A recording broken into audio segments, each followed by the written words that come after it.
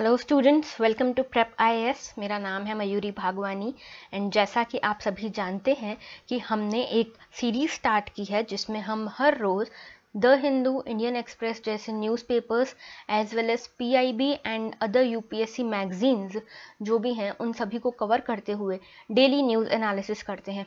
And इसमें हम question answer format में चलते हैं बिकॉज प्रीलिम्स पास में ही है एंड प्रीलिम्स के लिए ज़रूरी है कि आप एमसीक्यूज जितने हो सके उतने प्रैक्टिस करें।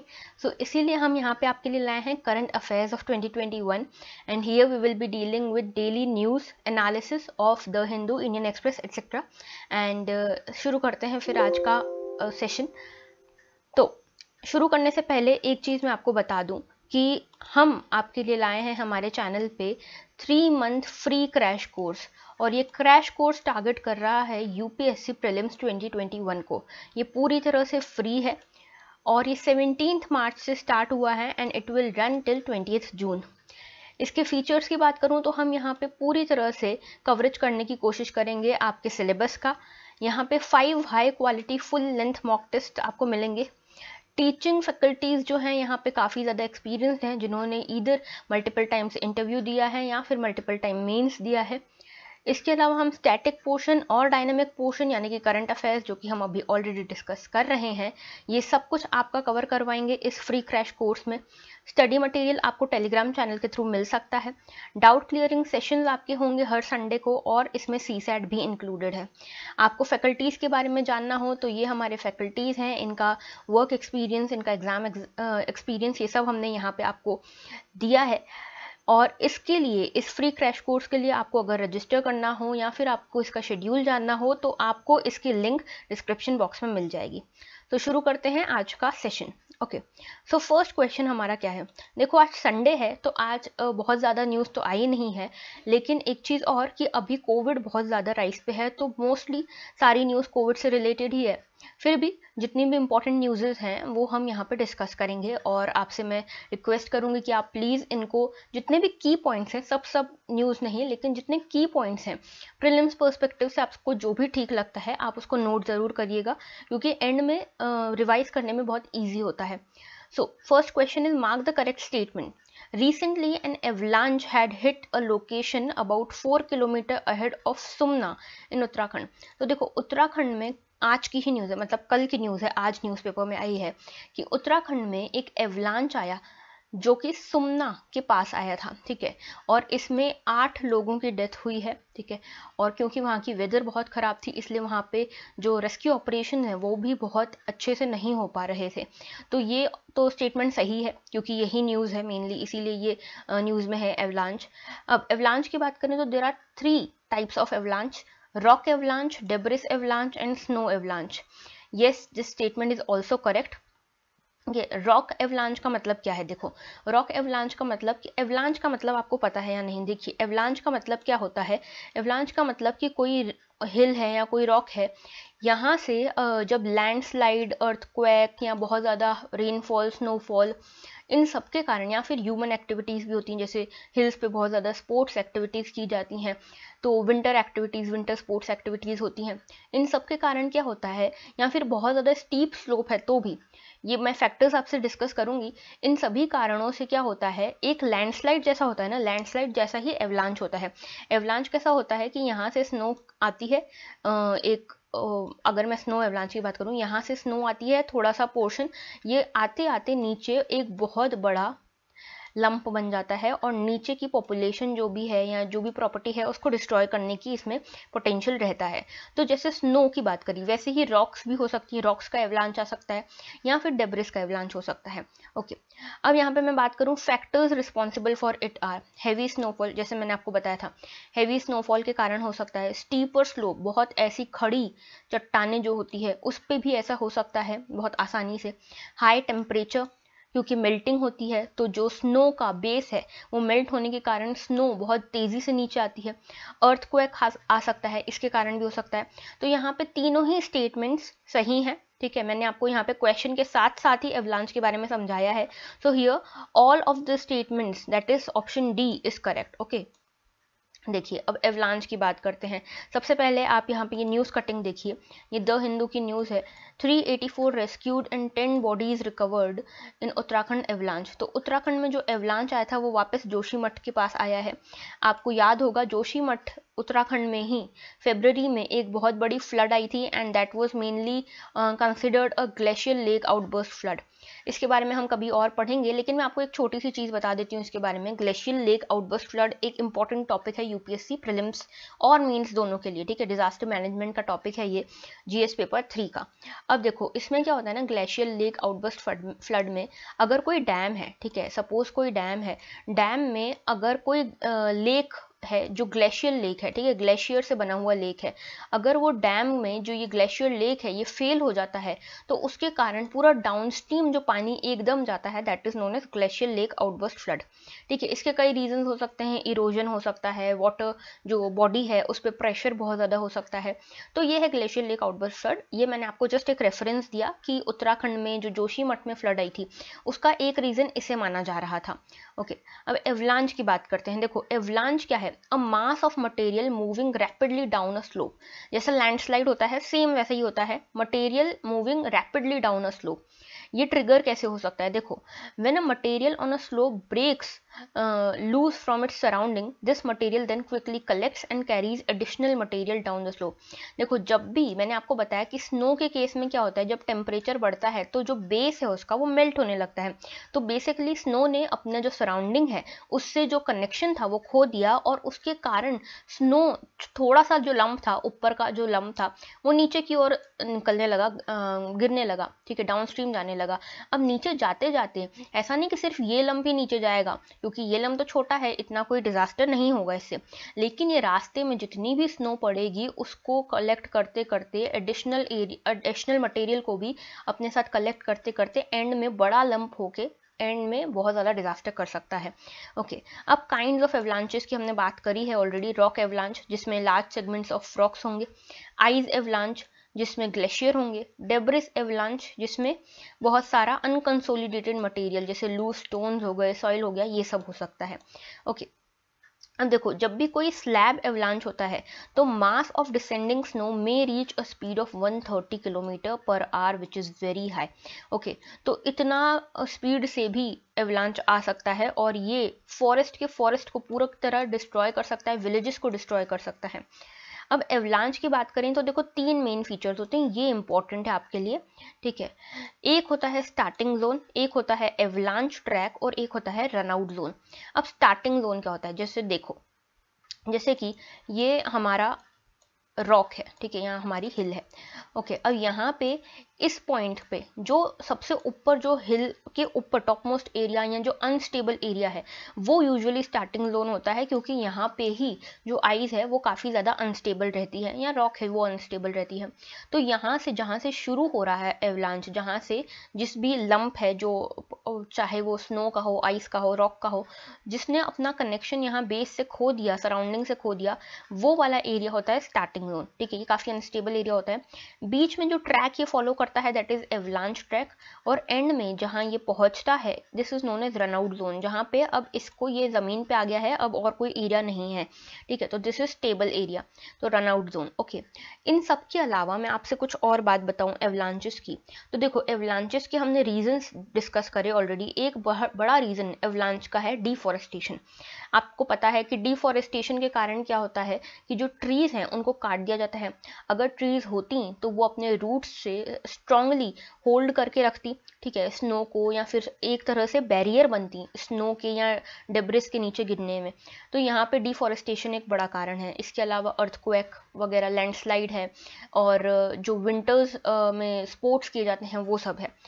एक चीज़ और कि एवलांचेस जो हैं ये नेचुरली तो अकर होते हैं, कई बार ये मैनमेड भी होते हैं, इंड्यूस्ड भी होते हैं, ह्यूमन इंड्यूस्ड। कैसे, देखो एक तो हमने बात करी स्पोर्ट्स एक्टिविटीज़ की, ये क्या है, अनइंटेंशनल इंड्यूस्ड है, अनइंटेंशनली इंड्यूस्ड है। एक होता है intentionally induced.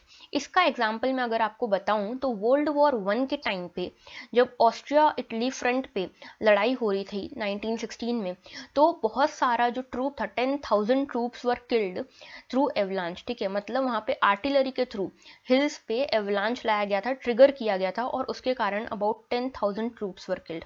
So this was an interesting fact about avalanches, so I thought to tell you about it. शुरू करते हैं next topic. So next question is, mark the correct statement about malaria. Malaria is a mosquito-borne blood disease caused by bacteria. Mosquito-borne blood disease है, ये तो सही है, लेकिन क्या ये बैक्टीरिया से होता है? बैक्टीरिया से ये नहीं होता है, ये होता है किससे? प्रोटोजोअन पैरासाइट से। ठीक है, प्रोटोजोअन पैरासाइट से होता है।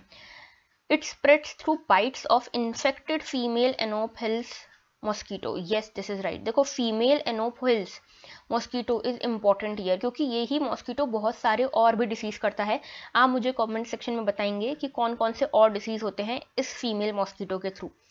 ठीक है, उसके बाद sir Ronald Ross won the Nobel prize in 1902 for the discovery of malaria parasite life cycle.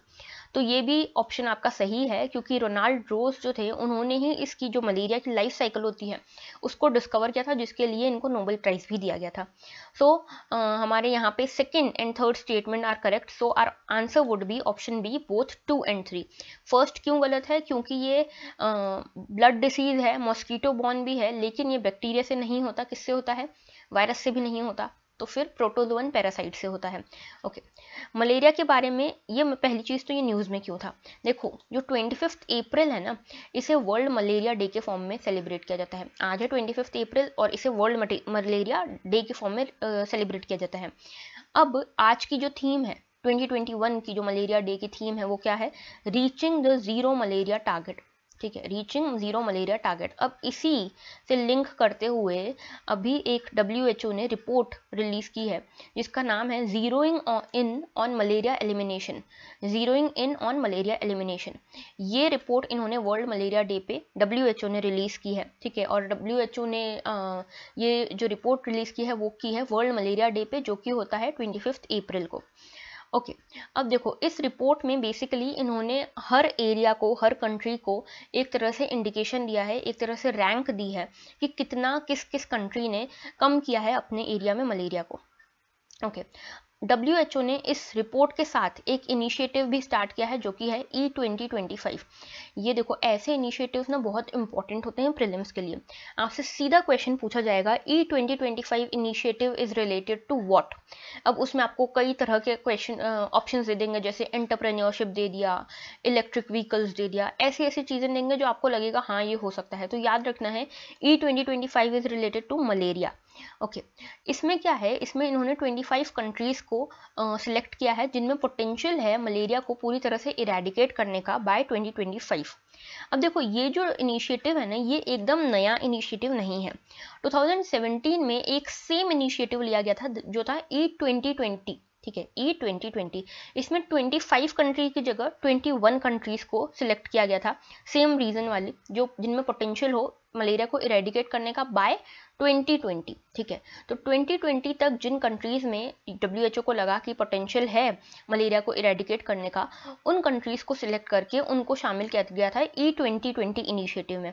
तो E2020 और E2025 दोनों इनिशिएटिव जो लिए गए हैं, ये लिए गए हैं मलेरिया के लिए बाय WHO।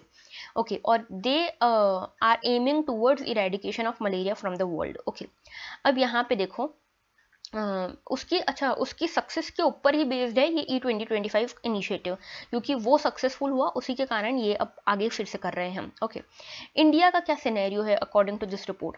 तो WHO की इस रिपोर्ट के अकॉर्डिंग इंडिया काफ़ी अच्छा कर रहा है मलेरिया को इरेडिकेट करने में, और India is the only high endemic country which has reported a decline of this much percent, 17.6% in 2019 as compared to 2018।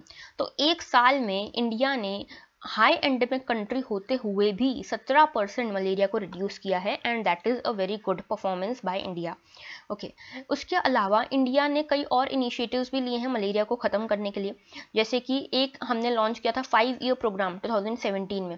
देखो 2017 में एक तो E2020 प्रोग्राम आया, फिर हमने एक अपने तरफ से लॉन्च किया था national strategic plan for malaria elimination. ये इसमें बेसिकली हम मलेरिया को कंट्रोल करने की जगह हम मलेरिया को पूरी तरह से एलिमिनेट करने की कोशिश कर रहे थे। फोकस हमारा चेंज हो गया था from control to eradication. Okay, second हमने जो स्टेप लिया, ICMR ने ये स्टेप लिया था जिसका नाम है मेरा इंडिया। अब देखो यहाँ पे मेरा इंडिया भी ऐसा टर्म है जो आपसे प्रीलिम्स में सीधा पूछ लेंगे कि मेरा इंडिया किससे रिलेटेड है। तो कोई कल्चर की टर्म दे देंगे आपको कि ये टूरिज्म को बढ़ाने के लिए है, अपने देश के अलग अलग कल्चर्स को शोकेस करने के लिए है। ये सब नहीं है, this is related to malaria. Okay, तो मेरा India is related to malaria by ICMR। तो ये दो इनिशिएटिव्स हमने लिए थे मलेरिया को कम करने के लिए। अब मलेरिया की बात कर लेते हैं। सबसे पहले तो देखो हमने देखा मलेरिया कौन सा डिसीज़ है, एयरबॉर्न डिसीज़ है।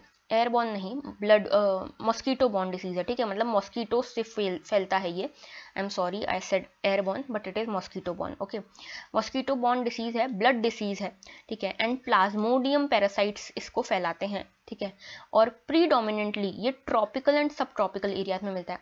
अब ट्रॉपिकल एंड सब ट्रॉपिकल एरियाज क्या होते हैं? ये है हमारा अर्थ, ठीक है, इसको please pardon the shape. Okay, ये है इक्वेटर, ये है हमारा ट्रॉपिक ऑफ कैंसर, ये है हमारा tropic of Capricorn 23.5 degree north, 23.5 degree south, ठीक है। तो इस एरिया के बीच में आता है ना जो भी कंट्रीज, वो होती हैं ट्रॉपिकल कंट्रीज, और जो थोड़ा सा ऊपर और नीचे भी आ सकती हैं वो होती हैं सब ट्रॉपिकल कंट्रीज, ठीक है। तो ये जो है ये वाला एरिया है सब ट्रॉपिकल, ये वाला एरिया नीचे वाला जो एरिया है सेम ये भी है सब ट्रॉपिकल। ओके, और जो बीच वाला ये वाला है सब ट्रॉपिकल, और जो ये बीच में 23 डिग्री हाफ नॉर्थ और 23 डिग्री हाफ साउथ के बीच में है ये है कौन सा ट्रॉपिकल एरिया। तो ये इन एरियाज में ज़्यादा देखने को मिलती है। ऐसा इसीलिए क्योंकि यहाँ पे मॉइस्चर ज़्यादा होता है, और मॉइस्चर होने के कारण यहाँ पे मॉस्किटो ज़्यादा ब्रीड कर पाते हैं। तो यहाँ पे ये चीज़ हमको याद रखनी है। इसलिए जो ट्रॉपिकल एरिया में कौन कौन से आते हैं, अमेरिका, साउथ अमेरिका, एशिया, इन सारे कॉन्टिनेंट्स में ज़्यादा पाया जाता है मलेरिया।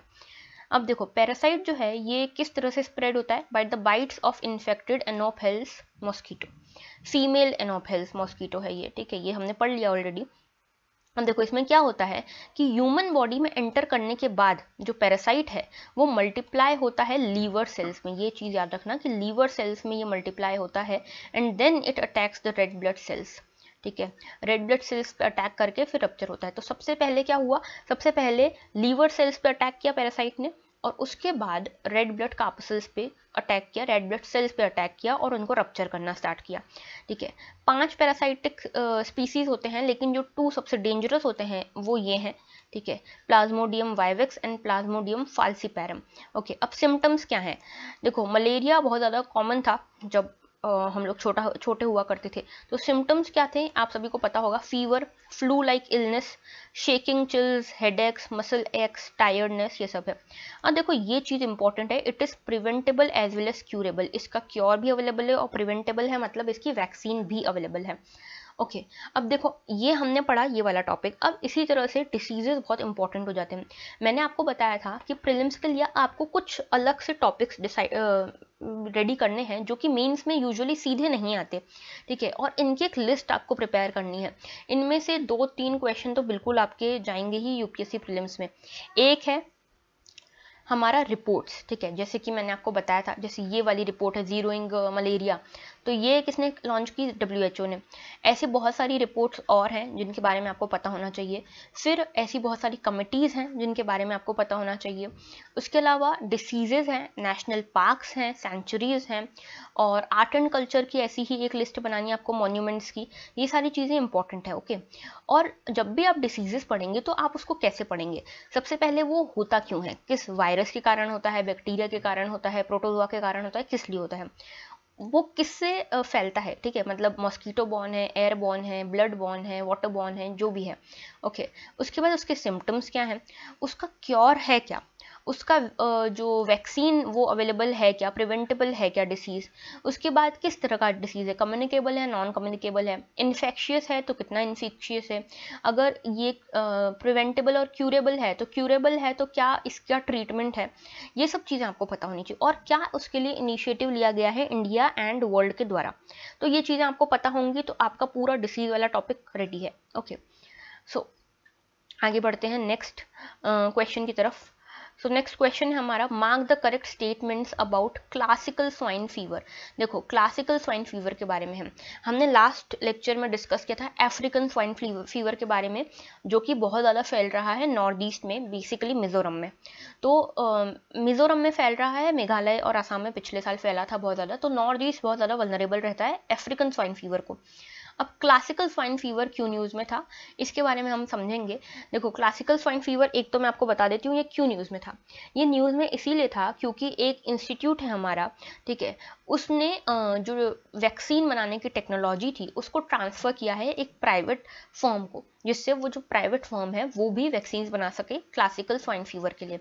इसके अलावा एक और हमारा डिसीज़ है, उसके लिए भी हमने ट्रांसफ़र ऑफ टेक्नोलॉजी किया है, और वो कौन सा डिसीज़ है, शीप पॉक्स। ओके, जैसे चिकन पॉक्स होता है ह्यूमन में, वैसे शीप पॉक्स है। ओके, तो क्लासिकल स्वाइन फीवर की बात करें तो 3 स्टेटमेंट्स आपके क्या हैं देख लेते हैं। पहला, it is known as hog cholera. Second is, it is caused by virus of genus Pestivirus of the family Flaviviridae, no vaccine has been developed for it. तीसरा स्टेटमेंट आपका ये है। तो आप एक काम भी कर सकते हैं, आप जब भी क्वेश्चन को देखें तो आप पॉज करके उसको कमेंट सेक्शन में आंसर कर सकते हैं, आपको जो भी उस क्वेश्चन के बारे में पता हो, ठीक है, इससे आपकी भी प्रैक्टिस हो जाएगी। So it is also known as hog cholera, yes this is right, hog cholera बोलते हैं इसको। फिर इसके बाद, it is caused by virus of genus Pestivirus, yes it is also right, virus से ही होता है ये, ठीक है, classical swine fever. And no vaccine has been developed for it, ये स्टेटमेंट गलत है, क्योंकि वैक्सीन तो है, तभी तो ये न्यूज़ में है कि वैक्सीन का टेक्नोलॉजी ट्रांसफ़र कर रहे हैं, तो वैक्सीन तो है। अच्छा, जो हमने अफ्रीकन स्वाइन फीवर पढ़ा था, पहले उसकी बात कर लेते हैं। अफ्रीकन स्वाइन फीवर में क्या था, उसको वो भी वायरस से ही होता था, ठीक है, और जो नॉर्मल स्वाइन फ्लू है वो किसके कारण होता है, वो भी वायरस के थ्रू ही होता है, इन्फ्लुएंजा ए वायरस टाइप से। जो अफ्रीकन स्वाइन फीवर है उसका ना कोई क्योर था ना कोई वैक्सीन थी, इसका वैक्सीन है, ठीक है, तो ये चीज़ याद रखनी है, क्लासिकल स्वाइन फीवर की वैक्सीन है, अफ्रीकन स्वाइन फीवर की वैक्सीन नहीं थी, ठीक है, इसीलिए वहाँ पे जो भी पिग्स हैं उनको मारा जाता था। सो इसका सही आंसर क्या है, इसका सही आंसर है बोथ 1 and 2, यानी कि ऑप्शन ए। ओके, देखो अब यहाँ पे ICAR का जो इंस्टीट्यूट है, Indian veterinary research institute, has transferred the technology of classical swine fever and sheep pox vaccine to a animal health care company, Hester Biosciences. ये देखो, ये इंपॉर्टेंट नहीं है क्या कंपनी का नाम है, नॉट इम्पॉर्टेंट, ये याद रखना है कि कौन से डिसीज़ क्या है और क्या वैक्सीन है। तो पहली चीज़ ये बताओ, इंडियन वेटरनरी रिसर्च इंस्टीट्यूट कहाँ पे है। ये ऐसी जगह पे जो आप लोग नहीं सोच सकते यूजुअली, तो ये है बरेली यूपी में। ये ऑप्शन अगर आएगा तो आप लोग बिल्कुल टिक नहीं करोगे, तो इसलिए याद रखना है, इसीलिए मैं आपको हाईलाइट करके बता रही हूँ कि इसका जो ऑफिस है वो कहाँ पे है, बरेली यूपी में, इंडियन वेटरनरी रिसर्च इंस्टीट्यूट में, ठीक है। यूजुअली दिल्ली, बेंगलोर, मुंबई इधर ही होता है, पुणे है ना, पर यहाँ पे बरेली यूपी में है। अब देखो क्लासिकल स्वाइन फीवर की बात करते हैं। हॉक कॉलेरा, इसको हॉक कॉलेरा बोलते हैं, ये एक पिग्स का डिसीज है, और देखो ये one of the most dangerous and economically most damaging pandemic है पिग्स का। ओके, और ये वायरस से होता है, पेस्टिवायरस जीनस के फ्लेविविराडे फैमिली से। और ये जो वायरस है, ये सेम वायरस है जो बोवाइन वायरल डायरिया भी करता है कैटल्स में, ओके, और बॉर्डर डिसीज करता है शिप्स में। तो सेम वायरस है, क्लोजली रिलेटेड है उस वायरस से जो बोवाइन वायरल डायरिया करता है और शिप डिसीज करता है, शिप में बॉर्डर डिसीज करता है। इसकी मोर्टेलिटी लगभग 100% है, इसीलिए जो बेस्ट तरीका है शिप्स को बचाने का, सॉरी पिग्स को बचाने का इससे, वो ये है कि उनको प्रिवेंट कर दिया जाए बाय वैक्सीन्स, क्योंकि क्योर इसका पॉसिबल है नहीं, क्योंकि मोर्टेलिटी 100% है। इंडिया में ये जो डिसीज़ है ये हमने किस वैक्सीन से कवर किया है, किस वैक्सीन से कंट्रोल किया है? लेपिनाइज्ड CSF वैक्सीन। CSF तो यहाँ पे यही है, क्लासिकल स्वाइन फीवर। लेपिनाइज्ड का मतलब क्या है? लेपिनाइज्ड मतलब कि रैबिट्स में इसको बहुत बार यूज़ करके, मतलब एक हमने वैक्सीन बनाई, उसको एक रैबिट में पास किया, देखा कि वो जिंदा रहता है कि मर जाता है। अगर वो जिंदा रहता है तो वो ठीक है, अगर मर जाता है तो फिर उसको मॉडिफाई किया, फिर उसमें कुछ चेंजेस करके फिर वो वैक्सीन दूसरे रैबिट में डाली, तो ये है लेपिनाइज्ड, ठीक है। इस तरीके से हमने जो CSF वैक्सीन है उसको बनाया है। और इसको अवॉइड करने के लिए एक सेल कल्चर की वैक्सीन भी है हमारे पास। सेल कल्चर का क्या मतलब है? कोई सेल को एक ऐसी सिचुएशन में, ऐसी कंडीशंस में ग्रो करना जो लैब में हो, ठीक है, और उसको अपने या तो वैक्सीन डेवलप करने के लिए डेवलप करना, या किसी और कारण से जो स्पेसिफाइड पर्पज हो उसके लिए। तो सेल कल्चर के थ्रू भी हमने एक वैक्सीन बनाई है। एंड एक नई वैक्सीन भी आई है जो इंड्यूस्ड प्रोटेक्टिव इम्यूनिटी करती है, मतलब इम्यूनिटी जनरेट करती है किसी भी पिग में फ्रॉम डे 14 to 18 मंथ्स। तो मतलब जब आपने वैक्सीन लगाई तब से 14th डे से शुरू होगी इम्यूनिटी और 18 महीने तक ये इम्यूनिटी रहेगी, ठीक है। तो ये हमने देखा। शिप पॉक्स की बात करते हैं। शिप पॉक्स क्या है? देखो, शिप पॉक्स बेसिकली स्किन से रिलेटेड डिसीज है, ठीक है। सिवियर वायरल डिसीज है इन शीप। वायरल डिसीज किस में है? शीप में है। और ये गोट का जो कैप्रीपॉक्स वायरस होता है उससे क्लोजली रिलेटेड है। देखो, वो वाला जो था CSF यानी कि क्लासिकल स्वाइन फीवर जो था वो किससे रिलेटेड था? बोवाइन वायरल डायरिया से और बॉर्डर डिसीज ऑफ शीप से। यहाँ पे जो शीप पॉक्स है ये गोट के कैप्रीपॉक्स वायरस से रिलेटेड है। ओके, यहाँ पे ये जो वायरस है ये लंपी स्किन डिसीज का वायरस है और ये मेनली स्किन इरप्शन करता है, स्किन इन्फेक्शन करता है। और मोस्टली ये पाया जाता है south eastern Europe, Africa and Asia में। और इसके लिए जो हमारी वैक्सीन है वो लाइव अटेन्यूएटेड वैक्सीन है। अब देखो, लाइव अटेन्यूएटेड वैक्सीन का क्या मतलब होता है? मतलब कि जिस कारण से आपको डिसीज हुआ है, मान लो किसी वायरस के कारण आपको डिसीज हुआ है, तो उस वायरस का ही एक अटेन्यूएटेड फॉर्म, यानी कि मान लो ऐसा कि वो वायरस जो है वो वीकन्ड फॉर्म में है, उस वायरस को लेकर ही वैक्सीन बनाना और उसको फिर वापस आपकी बॉडी में डालना, सो दैट जो वो वीक वायरस है उसके लिए आपकी बॉडी में इम्यूनिटी जनरेट होगी, तो आप स्ट्रॉन्ग वायरस अगर आपकी बॉडी में आता है तो उससे भी आप प्रॉपर्ली लड़ सकोगे। तो this is live attenuated ship pox virus. एक ऐसे ही पैसिव एंड एक्टिव वैक्सीन होती है। पैसिव जिसमें कि वायरस का यूज़ नहीं होता डायरेक्टली, और एक्टिव जिनमें वायरस का यूज़ होता है। इसके बारे में और कभी डिस्कस करेंगे, ठीक है। It is potent and immunogenic, ठीक है, मतलब कि 6 महीने से ज़्यादा एज वाली जो शीप्स हैं उनको ये लग सकता है और 40 मंथ तक इसमें वैक्सीनेटेड रहता है, इम्यूनिटी रहती है। ओके, अच्छा, इसमें भी वैसे ही पढ़ना है, डिसीजेस को वापस उसी तरह पढ़ना है जैसे कि हमने मलेरिया को पढ़ा था। ओके, नेक्स्ट क्वेश्चन की तरफ बढ़े तो देखिए हमारा नेक्स्ट क्वेश्चन है, mark the correct statement about organisation for prohibition of chemical weapons. Organisation for prohibition of chemical weapons क्यों न्यूज़ में था? पहले तो इसकी बात करते हैं। तो ये न्यूज़ में इसीलिए था क्योंकि रिसेंटली इंडिया को एग्जीक्यूटिव बॉडी में इसके शामिल किया गया है, इलेक्ट किया गया है, organisation for prohibition of chemical weapons की एग्जीक्यूटिव बॉडी में। और दूसरी चीज़ ये कि हमारे जो कैग हैं, या आप CAG कह सकते हैं, जो कंट्रोलर एंड ऑडिटर जनरल हैं हमारे इंडिया के, उनको भी एक एक्सटर्नल ऑडिटर के फॉर्म में इधर इलेक्ट किया गया है इस organisation for prohibition of chemical weapons के थ्रू। न्यूज़ को और डिटेल करेंगे, डिटेल में डिस्कस करेंगे। पहले क्वेश्चन देख लेते हैं। It is an international organisation established by the chemical weapons convention 1997। पहला statement. Second, it was awarded 2013 Nobel Peace Prize for its extensive efforts to eliminate chemical weapons. Third statement is, it does not has the authorization to perform inspection to verify that signatory states are complying with the convention.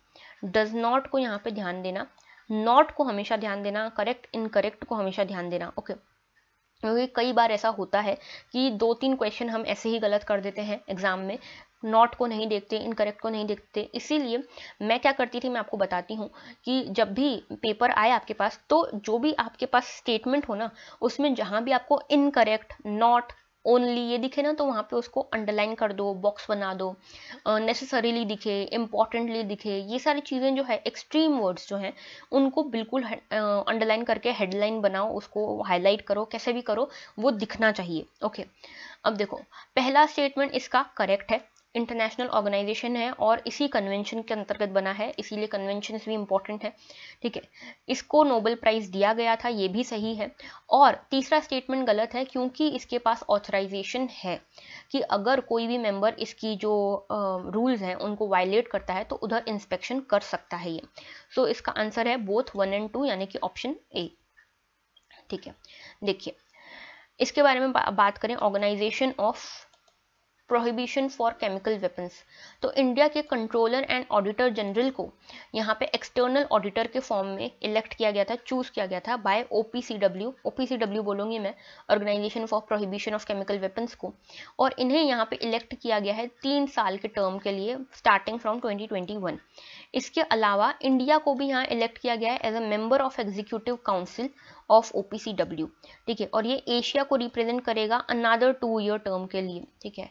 और ये जो इनका appointment हुआ है CAG का, ये किया है किसने, ये OPCW की कॉन्फ्रेंस जो हुई थी उसमें इनको इलेक्ट किया गया है। तो याद रखना इसमें कैग जो है एक्सटर्नल ऑडिटर, उनका टर्म 3 साल का है और इंडिया का जो एग्जीक्यूटिव काउंसिल में टर्म है वो 2 साल का है।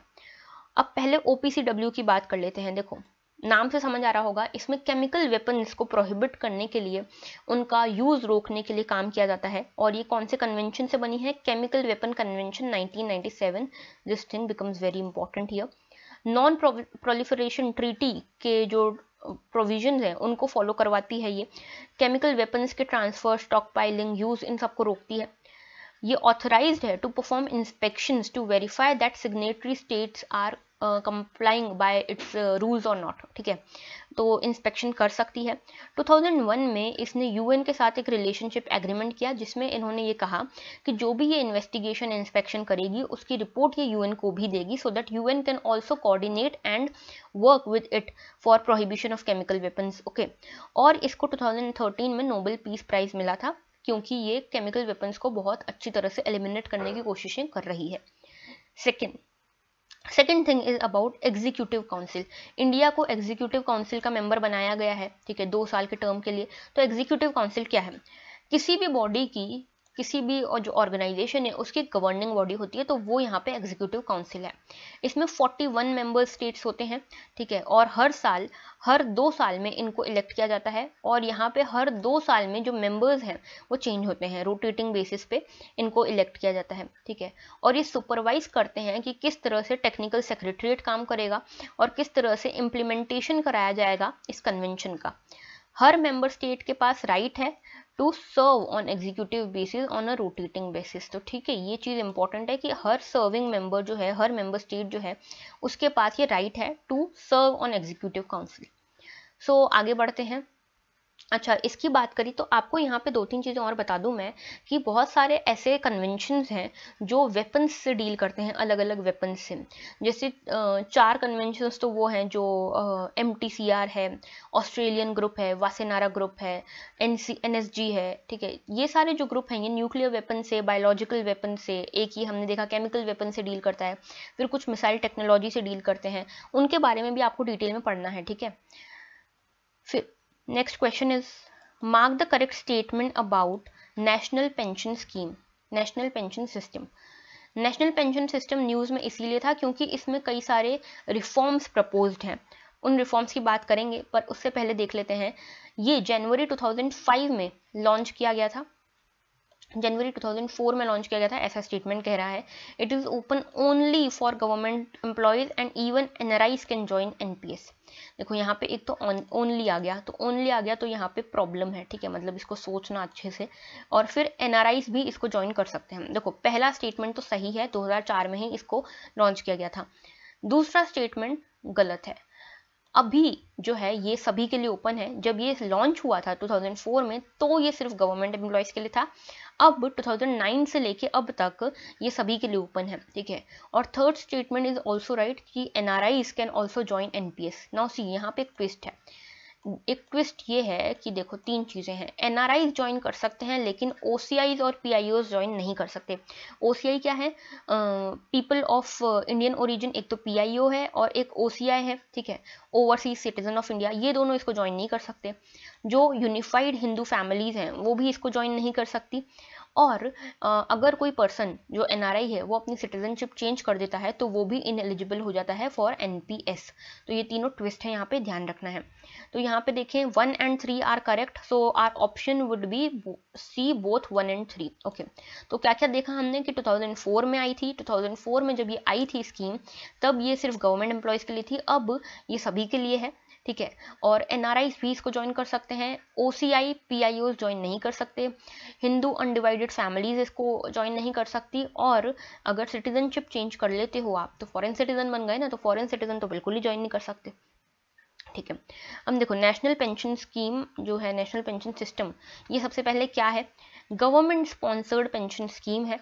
2004 में आई थी जब गवर्नमेंट एम्प्लॉयज़ के लिए ही आई थी बस, और 2009 में ये ओपन कर दी गई सभी सेक्शन के लिए।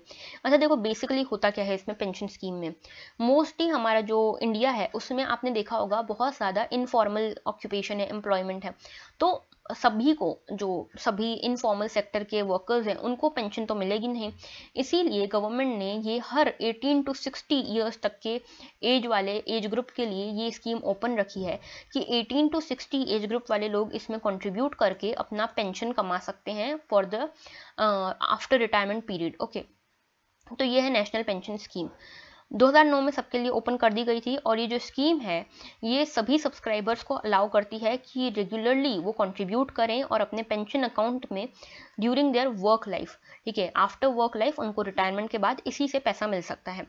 रिटायरमेंट पे जो सब्सक्राइबर है वो एक पार्ट ऑफ द कॉर्पस जो है वो लमसम में विड्रॉ कर सकता है, बाकी कुछ पार्ट को वो एन्युटी में रेगुलर इनकम के लिए इन्वेस्ट करेगा। अब देखो इसमें है ट्विस्ट, जो 60% है, ये जो विड्रॉ करने वाला पोर्शन है वो 60% है। मतलब मान लो मैं, जैसे कि मैंने आज से कुछ पोर्शन इसमें जमा करना स्टार्ट किया नेशनल पेंशन स्कीम में, सो दैट मुझे आफ्टर माय रिटायरमेंट कुछ पैसा मिले जो कि मेरे सर्वाइवल के लिए, मेरे लिए इंपॉर्टेंट हो, सोशल सिक्योरिटी दे मुझे। अब ऐसे टाइम पे क्या होता है कि जैसे मान लो मैंने कुल वहाँ पे जमा किए पैसे, सपोज 3 लाख रुपए मैंने जमा किए, तो 3 लाख का जो 60% होता है उतना ही मैं यहाँ पे विड्रॉ कर सकती हूँ, ठीक है, लमसम में। उसके अलावा जो 40% रहेगा ना 3 लाख का, वो मुझे एन्युटीज़ में ही इन्वेस्ट करना पड़ेगा, सो दैट मेरी रेगुलर इनकम आती रहे। इसी में प्रपोज है, इसी में रिफॉर्म प्रपोज है, इसको हम समझेंगे, पहले आगे देख लेते हैं, ठीक है। ये जो सिस्टम है इसको मैनेज कौन करेगा, पीएफआरडीए। पीएफआरडीए क्या है, pension fund regulatory and development authority. तो pension fund regulatory and development authority insurance sector जो है हमारे पूरे इंडिया का, उसकी रेगुलेटरी अथॉरिटी है। और ये कब बनी थी, 2013 में बनी थी पीएफआरडीए एक्ट के थ्रू। तो ये स्टैट्यूटरी बॉडी है, ठीक है। तो याद रखना है हमको क्या कि पीएफआरडीए जो है ये इंश्योरेंस सेक्टर का रेगुलेटरी बॉडी है, 2013 में बनी थी पीएफआरडीए एक्ट के थ्रू, और ये एक स्टैट्यूटरी बॉडी है। कोई भी Indian citizen 18 to 60 year age का इसको ज्वाइन कर सकता है। देखो ये इंपॉर्टेंट है क्योंकि कई बार बेनिफिशियरी पूछा जाता है। हालांकि कंडीशन ये है कि उसको केवाईसी नॉर्म्स को क्लियर करना पड़ेगा। कोई भी एनआरआई इसको ज्वाइन कर सकता है, ओसीआई पीआईओस के लिए एलिजिबिलिटी नहीं है इसके लिए, ठीक है। कोई भी फॉरेन सिटीजन इसको ज्वाइन नहीं कर सकता। और अकाउंट जो है वो क्लोज हो जाएगा अगर कोई भी पर्सन, कोई भी एनआरआई अपनी सिटीजनशिप चेंज करता है तो इसमें देखो क्या क्या चीज़ें आपको याद रखनी है, सारी ही चीज़ें याद रखनी है, ठीक है। प्रीलिम्स में कुछ भी पूछा जा सकता है। मेनली तो ये याद रखना है कौन कौन बेनिफिशियरी है, क्या क्या बेनिफिट्स मिलेंगे, और कितने से कितने साल तक के लिए है, कौन रेगुलेट करेगा। अब देखो न्यूज़ में क्यों थी, आप यहाँ पे देख सकते हैं reform in national pension system. Okay, यहाँ पे क्या रिफॉर्म लाने की सोच रहे हैं। देखो यहाँ पे जो मैंने हाईलाइट किया ना वो यही है जो हमने अभी पढ़ा कि हमारे यहाँ बहुत सारी जो है पॉपुलेशन वो इनफॉर्मल सेक्टर में है। तो इनफॉर्मल सेक्टर के लिए कोई social security scheme as such है नहीं, इसीलिए गवर्नमेंट ने ये एनपीएस स्टार्ट किया था। और यहाँ पे आपको मिलेगा कि क्या चेंज करने वाले हैं। मैंने आपको बताया था कि अगर आपने जितना भी पैसा भरा है एनपीएस के अंदर उसमें 60% आपको विड्रॉ करने की वो है, अलाउ है विड्रॉ करना 60%, 40% जो है वो आपको अलाउड नहीं है विड्रॉ करना, उसको आपको एन्युटीज़ में इन्वेस्ट करना पड़ेगा। अब क्या हो रहा है ना कि एन्युटीज जो हैं वो बहुत ज़्यादा रिवॉर्डिंग नहीं रही हैं, एन्युटीज में लोग इंटरेस्टेड नहीं है, इसीलिए लोग चाहते हैं कि हम 40% भी अपना क्यों रखें एन्युटीज में। तो अब आज तक क्या होता आया है कि अगर आपका कुल पैसा जो है वो सिर्फ 2 लाख है तो फिर आप 100% पैसा अपना विड्रॉ कर सकते हो, आपको एन्युटीज में 40% इन्वेस्ट करने की जरूरत नहीं है। इसको बढ़ा के, इस कीमत को बढ़ा के 5 लाख करा जा रहा है। 5 लाख प्रपोज है कि ऐसा करेंगे, मतलब अगर आपने 5 लाख तक का पैसा भरा है एनपीएस के अंदर तो आप पूरा का पूरा पैसा आफ्टर रिटायरमेंट अपने विड्रॉ कर सकते हो, ठीक है। आपको एन्युटीज में कुछ भी इन्वेस्ट करने की जरूरत नहीं है। ये है हमारा जो चेंज लाया जा रहा है वो, ठीक है, क्योंकि एन्युटीज अब रिवॉर्डिंग नहीं रही है, इंटरेस्ट रेट बहुत कम मिलता है, ठीक है, और लोग जनरली इसी के कारण इस स्कीम में पार्टिसिपेट नहीं कर रहे हैं। तो ये पूरी चीज़ थी, ठीक है। यहाँ पे भी आप देख सकते हो, regulator said that the limit on funds at the time of retirement will be revised to 5 lakh. It is also dropping the annuity purchase stipulation for 40% of the member retirement corpus। मतलब जो 40% है ना उसको भी ड्रॉप करके कुछ कम करने की बात कर रहे हैं जो रेगुलेटर्स हैं वो, कि 40% नहीं करके 30-25% कुछ हम एन्युटीज में इन्वेस्ट करवाएंगे अगर 5 लाख से ज़्यादा है तो, ऐसा चेंज प्रपोज्ड है, ठीक है। तो ये चीज़ हमको याद रखनी है। नेक्स्ट क्वेश्चन, और ये हमारा लास्ट क्वेश्चन है आज का, two state solution and Oslo accord are related to what. तो टू स्टेट सॉल्यूशन, देखो ये इंटरनेशनल रिलेशंस का टॉपिक है, ठीक है, ऐसे क्वेश्चन कई बार आते हैं। ऑस्लो अकॉर्ड और टू स्टेट सॉल्यूशन ये आया हुआ क्वेश्चन भी है प्रीलिम्स में। तो हांगकांग इशू से रिलेटेड है, इजराइल से रिलेटेड है, इजराइल पैलेस्टाइन से, और या फिर कश्मीर से, या नन ऑफ द अबव से। इसका आंसर है बी, इजराइल एंड पैलेस्टाइन से रिलेटेड है ये। अब देखो सबसे पहले ये न्यूज़ में क्यों है, क्योंकि फिर से इजराइल और फ़लस्तीन के बीच में वॉर जैसे, बैटल जैसे सिचुएशंस देखने को मिल रहे हैं। लगभग 36 रॉकेट्स लॉन्च किए गए इजराइल आर्मी के द्वारा फ़लस्तीन के ऊपर, क्योंकि फ़लस्तीन के जो रूलर्स हैं जिनका नाम है हमस, ये बोल रहे हैं कि ईस्टर्न जेरूसलम इनका है। इजराइल वाले बोलते हैं नहीं हमारा है जेरूसलम पूरा, ये बोलते हैं कि नहीं ईस्टर्न जेरूसलम हमारा है। तो पहले समझते हैं क्या पूरा इशू क्या है। देखो इजराइल और पैलेस्टाइन जो है ये टू स्टेट सॉल्यूशन की तरफ ये बात कर रहा था इनके बारे में यूएन ने। तो सबसे पहले इजराइल पैलेस्टाइन का इशू क्या है। देखो इजराइल लोग जो है ना वो मोस्टली ज्यूज हैं, और पैलेस्टाइन वाले जो लोग हैं मोस्टली अरब्स हैं, अरब मुस्लिम्स हैं, ठीक है। जब ये इनिशियली ये जो पोर्शन था ये पूरा का पूरा पैलेस्टाइन से बिलोंग करता है। अच्छा पहले मैं मैप दिखा देती हूँ आपको तो थोड़ा ज़्यादा क्लियर हो जाएगा। देखो ये आता कहाँ है इजराइल और पैलेस्टाइन, ये देखते हैं। जो हमारा वेस्ट एशिया है वहाँ पे ये आता है, ठीक है।